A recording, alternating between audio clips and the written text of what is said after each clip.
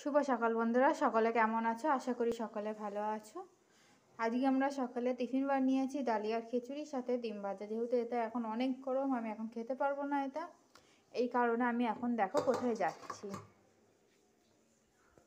আমি ছাদে চলে এসেছি, এসে সমস্ত এই যে কাপড়গুলো মেলে নিয়েছি। কি সুন্দর রোদ্দুর আজকে, আর এখানে সব আচারগুলো রোদ্দুরে দিয়ে দিচ্ছে। আর এই যে সবেদা রোদ্দুর খাচ্ছে। আর এই যে এখানে জিরা গুঁড়ো করবো বলে জিরাটা রোদ্দুরে দিয়ে দিয়েছি, ভালোই মচমচে হয়ে গেছে। আর একটু মচমচে হলে নিয়ে যাব। আর এই যে এখানে দেখো নারকেল আগে শুকিয়ে নিয়েছি হালকা, তারপর পেস্ট করে নিয়ে যে রোদ্দুরে দিয়ে দিয়েছি। এটা যে কোনো রেসিপিতে লাগে, এই কারণে এটা গুঁড়ো করে আলাদা করে স্টকে রেখে দেব। এই যে বন্ধুরা, ওর রোদ্দুর খেয়ে এসছে। তোমাদের তো তখন দেখানো হলো না, যেহেতু ঘুমিয়ে পড়েছিল রোদ্দুরে গিয়ে। আর এই যে এখন ওকে মাথা ধুয়ে দেওয়া হচ্ছে।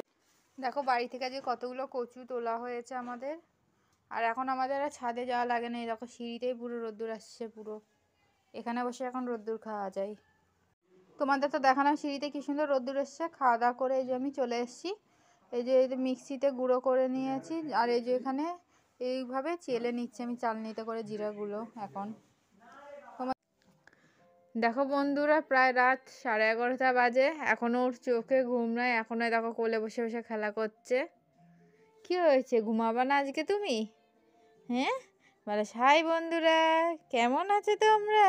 হ্যাঁ, আমার চোখে এখন ঘুম নাই, আমি সারা সন্ধ্যা ঘুমিয়েছি।